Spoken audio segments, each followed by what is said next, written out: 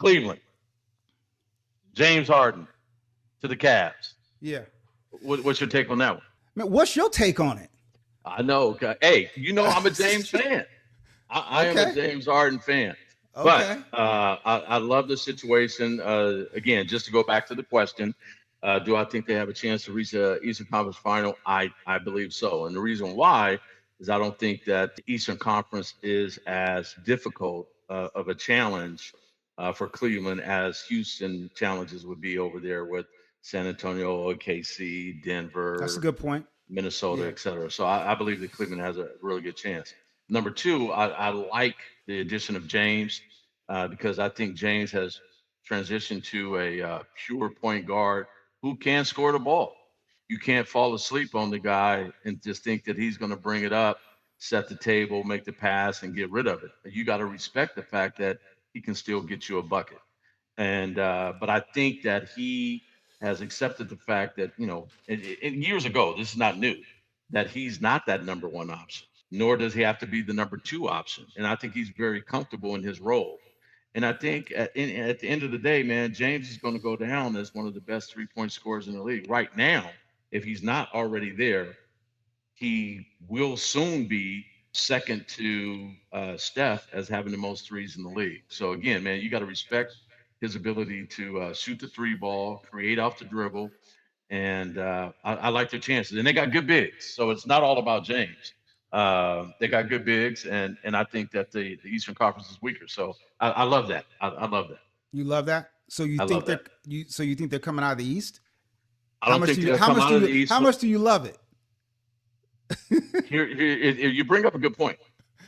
I love Detroit. I love Detroit. Okay. I don't like anybody else more than I like Cleveland, though. I don't like the Knicks. I don't like Boston. I don't like who else is there. You got the Knicks, Boston. You got Philly. You got Philly. I don't like any of them as much as I like Cleveland. So I'm trying to get the answer. So are they coming out of the East? No. The question was, will they come out of the East? The question was, will they make it to the Eastern Conference Final? Okay. And they will make it until wherever they meet Detroit. So if they meet Detroit in the second round, they're out in the second round. If they meet Detroit in the last round, they're out in the last round. But in either case, they'll beat everybody else. So they won't make it to the Eastern Conference Finals. They will, depending on the seeding. If they're number two seed, they'll make it. If they're number 4 seed, they'll have to face the number 1 seed, which will be Detroit. They won't make it. So if they're the 2 or 3 seed, yes. That's my answer.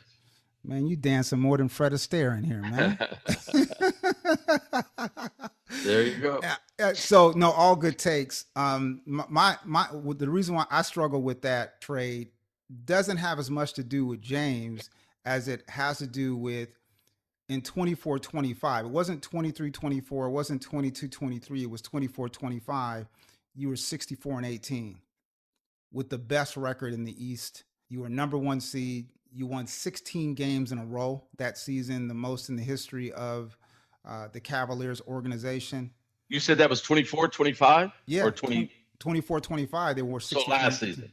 Yeah, last season, right? Okay.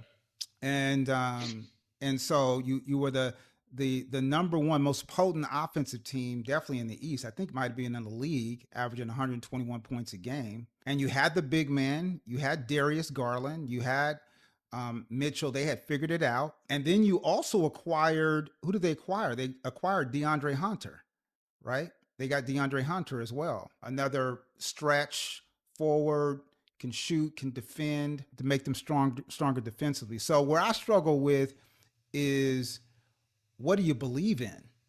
I mean, over an 82 game season, you 64-18. You got bounced in I think in semifinals, right? Last year, right. I think by the Knicks, but there were injuries that drove that. You had, I think Donovan had some injuries. I think that Darius had some injuries with his toe and those kinds of things that kept hampering him. So you still need to let it bake. And when you look at the history of the league, most teams don't win a championship on that first run. I mean, even you go back to the history of it, the Celtics, the Pistons, Chicago, you go through some pain and you stick through it. It's like the RunnIT Back deal. success is on the other side of hard, There you right? go. I love it. So why is the franchise scared of hard? And you jump the ship and you make the trade and you didn't let it bake. So that's my issue with that trade. Now, about Harden, my whole take is we know his history, right? In the playoffs, right? That's talked about enough. I think it becomes a style of play thing. Right. James doesn't shoot a lot of catch and shoot threes or catch and shoot buckets. The system that you run doesn't have a lot of motion in it with James because he doesn't move without the ball as much. And then that could be fine in a regular season, but in the playoffs, teams lock in, and if you don't disguise your stuff, if you don't become unpredictable on some of your possessions, you become predictable. So I think the style of play and how he plays, even though he can score, he can facilitate, he's one of the best to ever do it. He's a first ballot Hall of Famer. He's a former MVP. There's no question. His style of play, I don't think is conducive to you becoming unpredictable in a playoff scenario. And I question whether or not, he's going to be able to come up big when it matters the most. And I'm not going to belabor that, but those are my concerns. I don't think he needs to be as big as he needed to be for Houston and some of the other teams that he's been in the past. He could be, in a similar role that he was when he was sixth man of the year, when he was with OKC. In fact, I don't know if he won it, but he definitely was in consideration if he did not win it. But he was more of a facilitator, got them buckets when they need to get buckets. He was a piece. And I think that he's just a piece now. I mean, it's clearly Donovan's team.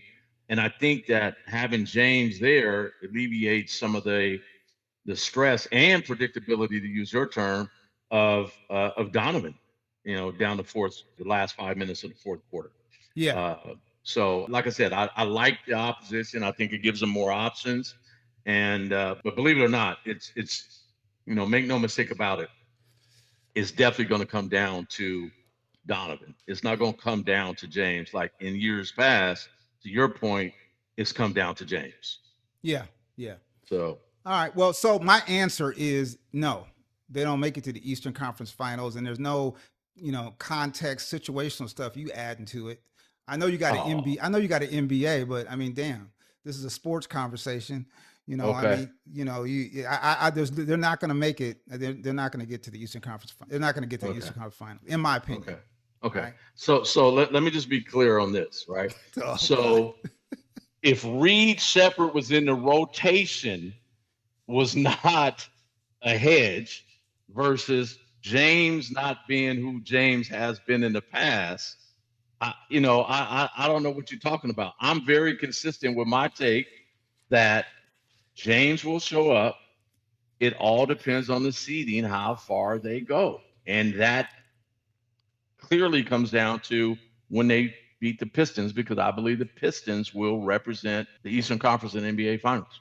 We off this, but just to let you know, they're 6-1 with Reed as a starter. Just so you know, the Rockets are. Man, that's good to know. So that's yeah, good to know. I'm just letting you know. So yeah. All right.